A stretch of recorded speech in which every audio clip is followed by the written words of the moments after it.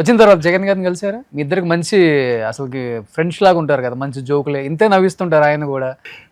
ఓ మాట చెప్పాను నాన్న, నేను నాగార్జున యూనివర్సిటీలో స్టూడెంట్స్ యూనియన్ జనరల్ సెక్రటరీ 2 సంవత్సరాలు గెలిచి, ఎప్పుడు ఎక్కడ మాట్లాడినా అందరు ముందు నన్ను గెలిపిస్తారు. పోసానికి కష్టపడి నుంచున్నట్టు పోసానికి వేస్తాం అని స్టూడెంట్స్ అందరూ నాకు చేసేవాడు అట్లా. అది కూడా తెలుసు జగన్ గారికి ఫస్ట్ కలిసినప్పుడు. ఓకే, మురళి ఆయన చెప్పారా?